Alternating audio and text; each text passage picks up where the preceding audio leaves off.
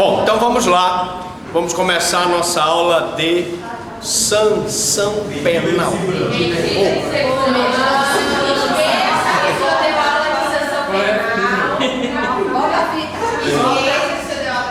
Mas vocês têm que saber tudo, né? Tudo.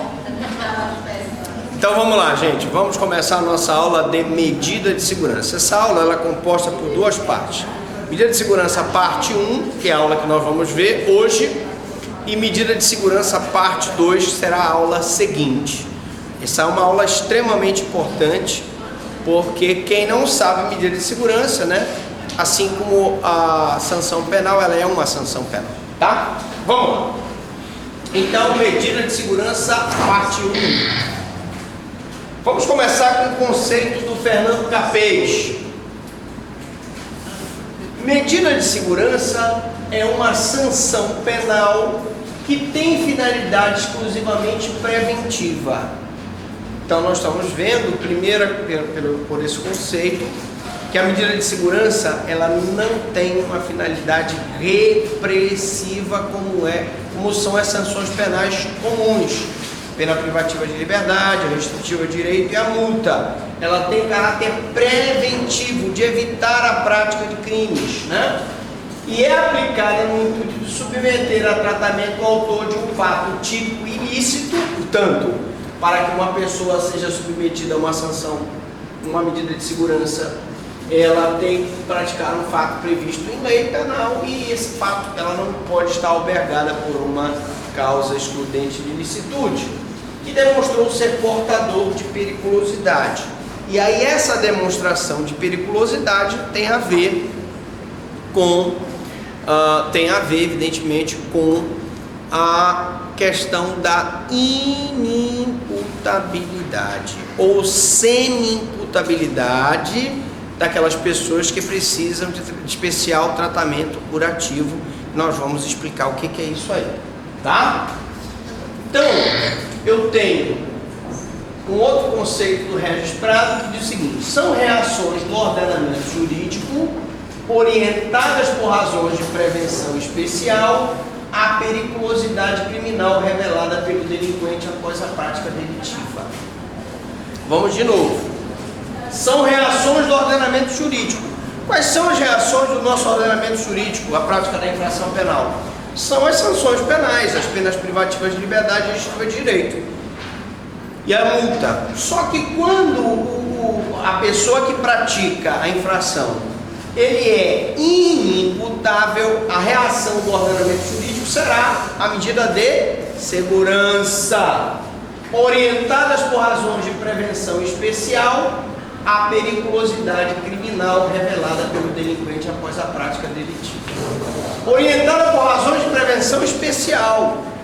A medida de segurança não tem caráter repressivo, ela tem caráter preventivo e está relacionada com a periculosidade criminal revelada pelo delinquente.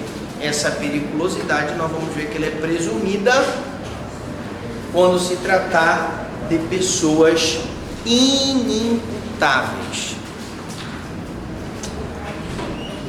Ela é real quando se tratar dos inimputáveis e é presumida quando ela se trata de semi-imputável, tá?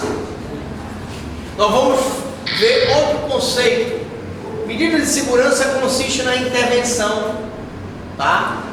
Que é a medida de segurança detentiva, ou na sujeição a tratamento ambulatorial, que é a medida de segurança restritiva. Então aqui nesse conceito nós temos uma divisão.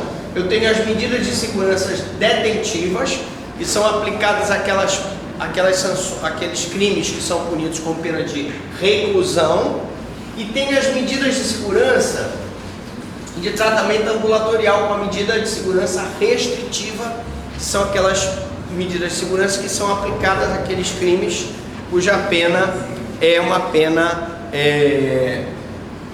de detenção. Então, quando o crime for apenado com reclusão, medida de segurança detentiva, internação. Quando o crime for apenado com detenção, medida de segurança restritiva, tratamento ambulatorial. De novo, quando o crime for apenado com reclusão, internação, medida detentiva. Quando o crime for apenado com detenção, tratamento ambulatorial, medida de segurança restritiva. Cuidado! 1 minuto da sua atenção na prova pode ser fatal. Natureza jurídica. Nós brincamos no início da aula sobre a sanção penal, porque na verdade a medida de segurança é uma sanção penal. A natureza jurídica dela é uma sanção penal. Mas então qual a diferença, professor, dessa sanção penal aqui para a outra sanção penal de lá? É porque essa sanção penal aqui, medida de segurança, ela é aplicada aos inimputáveis e semi-imputáveis que precisam de especial tratamento curativo. A medida de segurança não deixa de ser uma sanção penal, embora mantenha semelhança com a pena, diminuindo o bem jurídico, visa principalmente a prevenção no sentido de preservar a sociedade da ação de delinquentes temíveis e de recuperá-los com tratamento curativo. Então, ela visa principalmente a prevenção, evitando que essas pessoas que têm problemas mentais ou desenvolvimento mental incompleto ou retardado pratiquem crimes, no sentido de preservar a sociedade da ação de delinquentes, se preserva, se evita que eles estejam em sociedade, e delinquentes temíveis e de recuperá-los com tratamento curativo, que é a medida de segurança. Ela tem o objetivo de recuperar aquela pessoa que é portadora de doença mental, desenvolvimento mental incompleto ou retardado. A medida de segurança possui natureza essencialmente preventiva e só se aplica aos indivíduos inimputáveis ou semi-imputáveis até que cesse a periculosidade dos mesmos. Aí vem a seguinte questão, professor, mas até que cesse a periculosidade dos mesmos, então nós vamos ter um problema. Se não cessar a periculosidade do cidadão depois de 30 anos que ele esteja sendo submetido a uma medida de segurança, ele pode, numa situação, ele pode vir a ser, como eu diria, passar do tempo de cumprimento da pena. Se uma pena não pode passar de 30 anos, se ele ficar doente por mais de 30 anos, submetido a uma medida de segurança, ele estaria, em tese, tendo um cumprimento de uma pena maior, uma sanção penal, medida de segurança maior do que o próprio cumprimento da pena. E nós vamos ver que nessas hipóteses surgem duas situações que questionam essa situação sobre a constitucionalidade ou não dele permanecer preso mais de 30 anos, mesmo submetido à medida de segurança. Mas eu vou deixar vocês curiosos, porque isso a gente vai ver na segunda parte de medida de segurança. Por enquanto, vamos falando da natureza jurídica. Quais as diferenças entre medida de segurança e as penas em espécie? Qual a diferença? Existem várias diferenças. E essas diferenças aqui são perguntas de prova. Primeira diferença é quanto ao fundamento. A pena é baseada na culpabilidade e a medida de segurança é baseada na periculosidade. Lógico, se a pena é baseada na culpabilidade, o cidadão tem que ser imputável, tem que ter potencial consciência da ilicitude do fato e a conduta dele não pode ser exigida de forma diversa. Ele tem que se praticar aquela conduta da forma que a sociedade exige dele. Já quando eu falo em periculosidade, é porque uma pessoa que tem desenvolvimento mental incompleto ou retardado, solta na rua, pode vir a ofender um bem jurídico, né? Quanto ao limite, a pena é limitada pela gravidade do delito, injusto e culpabilidade, né? Então a pena é limitada pela gravidade do delito, mas nós sabemos também que cumprimento das penas privativas de liberdade no direito brasileiro não poderá ultrapassar o prazo de 30 anos, tá? Já a medida de segurança tem um limite delimitado não pelo delito, a gravidade do delito, injusto e culpabilidade, pela intensidade da periculosidade evidenciada e por sua persistência. Enquanto persistir a situação de periculosidade do acusado, persistirá a medida de segurança. O problema é quando essa persistência atinge os 30 anos. Era o caso de revogar essa medida de segurança? Era o caso de manter a medida de segurança? Esse cidadão em liberdade, ele poderá vir a praticar novos crimes e colocar em risco a ordem pública? Com certeza. E aí, eu vou liberar esse cidadão ou vou mantê-lo? Mas vamos deixar curiosos todos os alunos aqui para que a gente possa, então, explicar numa próxima aula sobre medida de segurança. Quanto ao sujeito, a pena é aplicada aos imputáveis, aquela pessoa que tem condições de entender o caráter ilícito do fato, de determinar-se de acordo com esse entendimento, e semi-imputáveis. Já a medida de segurança, ela é aplicada aos inimputáveis e também aos semi-imputáveis. Só que o semi-imputável da medida de segurança é aquele necessitado de especial tratamento curativo. Especial tratamento curativo. O que é isso, meu amigo Mohamed Mursi? Você voltou? Você estava lá com Hosni Mubarak? Não, não é possível. Ele foi lá ver o Assad? Não pode ser. De qualquer forma, vamos explicar aqui o que é especial tratamento curativo. Senhores, eu tenho uma pessoa que é inimputável. Então, se ele é inimputável, não se questiona. Eu vou aplicar a medida de segurança. E tem uma pessoa que é imputável, eu vou aplicar uma pena. Pode ser uma pena privativa de liberdade, uma restritiva de direito, uma multa. O problema está no semi-imputável, porque o semi-imputável tanto pode sofrer uma pena, quanto pode sofrer uma medida de segurança. E só sofre a medida de segurança quem precisa de especial tratamento curativo. E quem é essa pessoa? Essa pessoa é uma pessoa que é submetida a um exame, né, psiquiátrico, e que nesse exame se constata que ela precisa receber um tratamento e que ela não tem plena condição de entender o caráter ilícito. Ela é acometida de alguma doença mental. E por conta dessa doença mental, ela apresenta periculosidade. Por conta dessa periculosidade, ela pode vir a ofender o bem jurídico alheio. Daí, constatado que ele é uma pessoa semi-imputável que precisa de especial tratamento curativo, constatado através de laudo, eu vou submetê-lo à medida de segurança. Não constatado que ele é um semi-imputável, mas que não precisa de especial tratamento curativo, eu vou submeter uma pena com a redução, que nós vamos ver isso também, tá? Então preste atenção, esse especial tratamento curativo é um nome que se dá a uma pessoa que é submetida a uma perícia, apresenta periculosidade se colocado em liberdade, portanto vai sofrer uma medida de segurança para tratar aquele problema dele. Ok?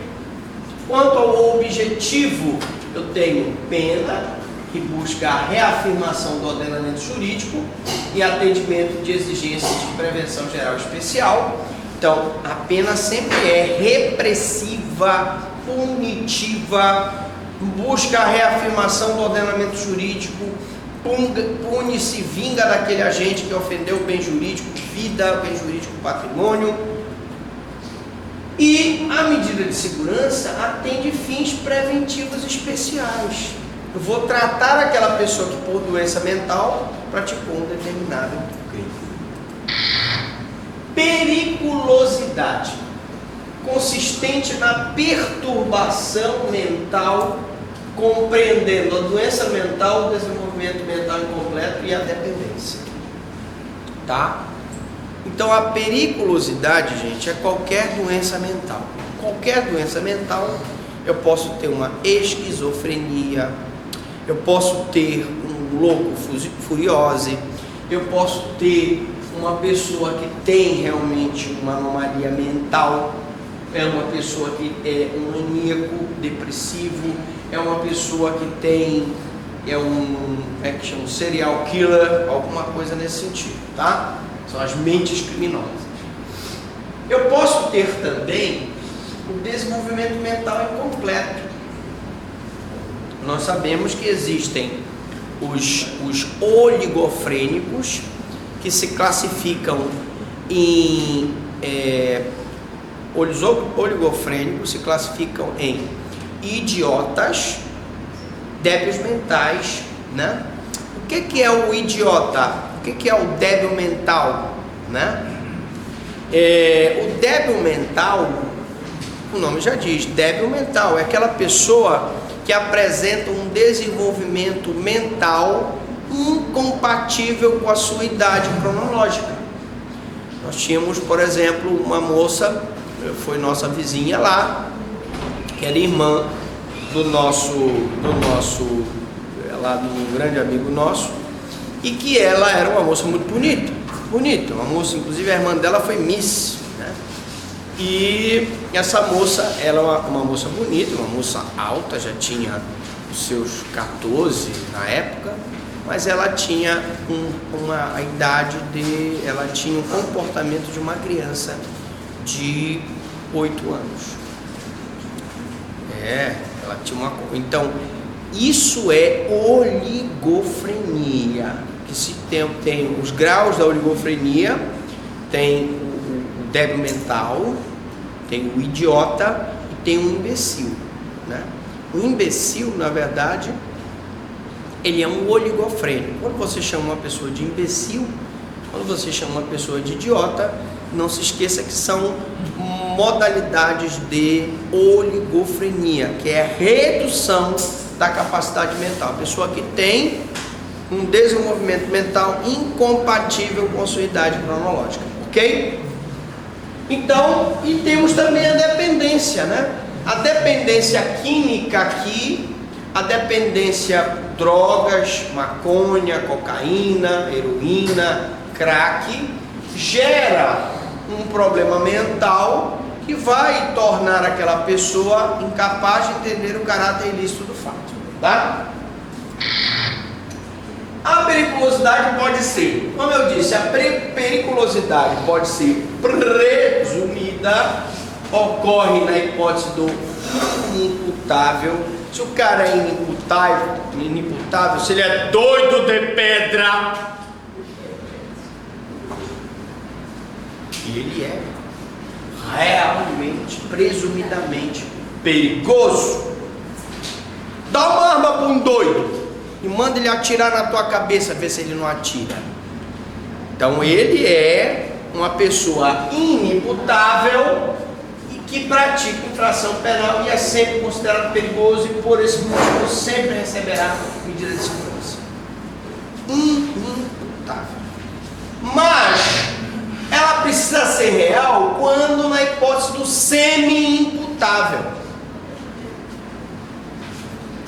O semi-imputável precisa ter um exame que comprove que ele precisa de especial tratamento curativo para que a periculosidade dele seja real e ele possa ser submetido a uma medida de segurança. Então, é aquela que precisa ser demonstrada e comprovada no caso concreto, através de um exame pericial, em que seja comprovado que eles precisam de especial tratamento curativo.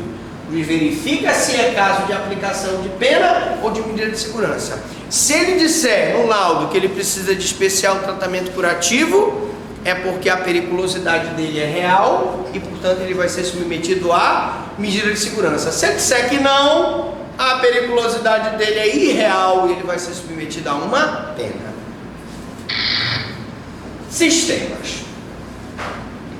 Nós temos aí o sistema dualista, que é aquele que aplica a pena e a medida de segurança sucessivamente, tá? Então, nesse sistema dualista, eu aplico a pena e a medida de segurança. Primeiro eu aplico a pena, depois eu aplico a medida de segurança.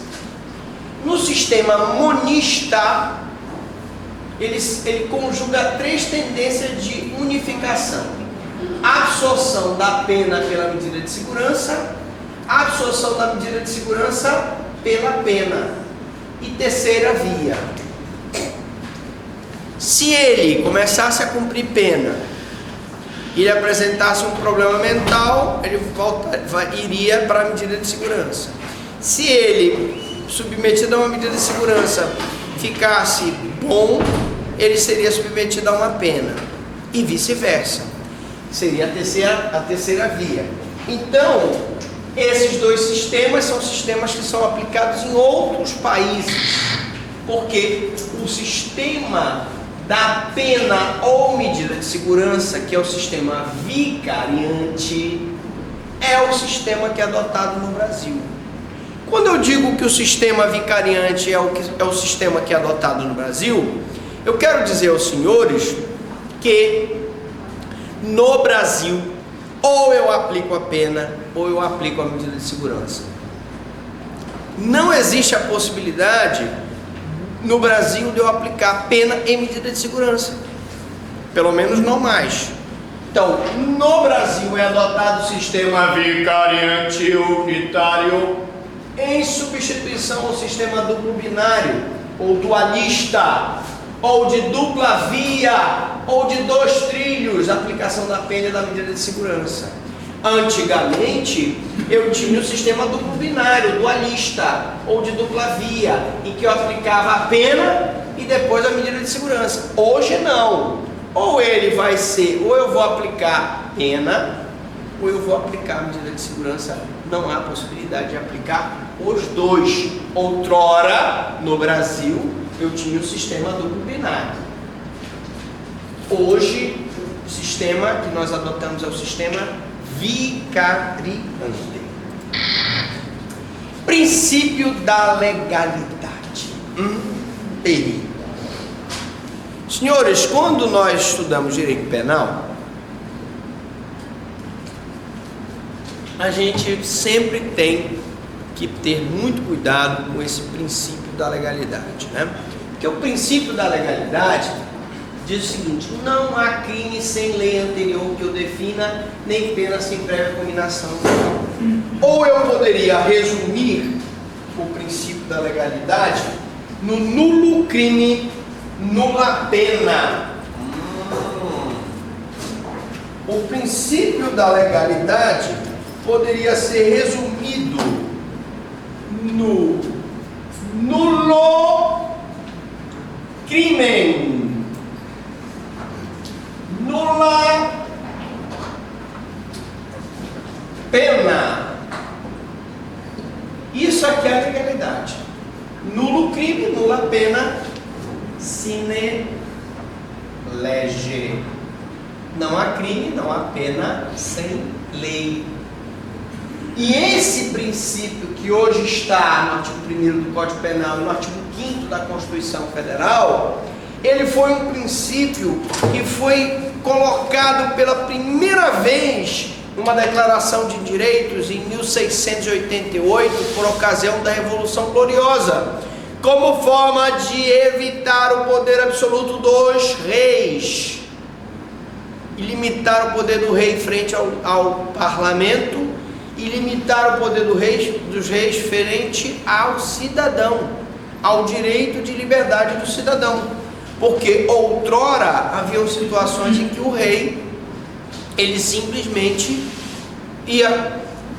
não ia com a cara do cara, pegava e disse: eu vou punir esse cara, vou mandar matar esse cara. Mandava pegar o cara, colocar no calabouço e depois mandava enforcar. E a partir desse momento em que eu instituo o princípio da legalidade, não existe crime, não existe pena se não tiver uma lei que defina aquela conduta como criminosa e que estipule uma pena para aquela conduta criminosa. Isso é o princípio da legalidade.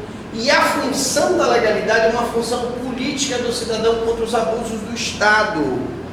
É como se eu dissesse, eu viso evitar, eu tento evitar o poder absoluto do Estado, o poder do Estado de prender, de privar a liberdade do cidadão e o poder de liberdade do cidadão. Então, isso é princípio da legalidade, função política contra o Estado. Trata-se de garantia constitucional fundamental do homem. Isso aí é uma cláusula pétrea prevista no artigo 5º da Constituição Federal. O tipo exerce função garantidora do primado da liberdade. Eu garanto ao cidadão o seu direito de ir e vir, de liberdade, porque era a partir do momento em que somente se pune alguém pela prática de crime previamente definido em lei. A partir da legalidade, eu só posso punir uma pessoa por um crime se houver uma lei que diga que aquela conduta é criminosa e preveja qual a pena para aquela conduta. Os membros da coletividade passam a ficar protegidos contra toda e qualquer invasão arbitrária do Estado em seu direito de liberdade. E aí, eu falei em prisão, mas o direito de liberdade, a casa é o asilo inviolável do cidadão. Ninguém nela pode penetrar, salvo nas hipóteses legais. E qualquer penetração nessa casa, sem autorização do cidadão, estará violando o princípio da legalidade. Então, o princípio da legalidade é aplicável em toda a sua extensão às medidas de segurança. Porque também a medida de segurança, uma pessoa mesmo sendo louco, mesmo tendo problemas mentais, nós vamos ver que ele não poderá ser condenado a uma medida de segurança se não praticou um fato típico, se está acobertado por uma ilicitude, se a conduta dele não é dolosa ou culposa, se houver, por exemplo, um crime impossível. Então temos que ter muito cuidado, que a liberdade também vale para a medida de segurança. Bom, senhores, nós aprendemos em direito penal que o crime precisa ser típico, a conduta precisa ser típica e antijurídica ou ilícita. Alguns ainda acrescentam que a conduta tem que ser também culpável. Quais seriam os pressupostos da medida de segurança para que uma pessoa pudesse ser aplicada contra ela uma medida de segurança?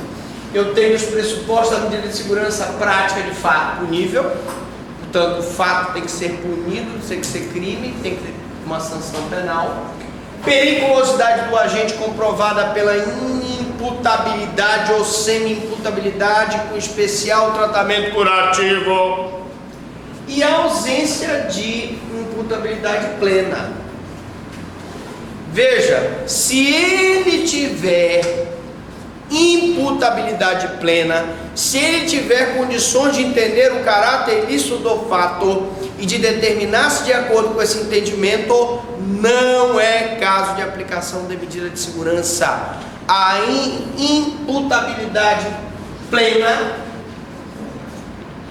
induz a aplicação de sanção penal e não medida de segurança.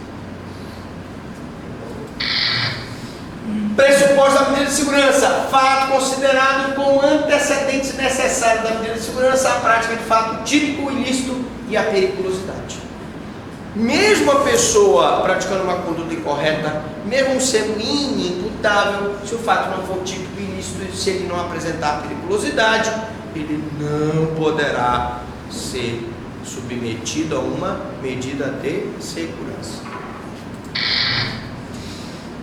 Se não ficar comprovada a autoria, não há como aplicar a medida de segurança.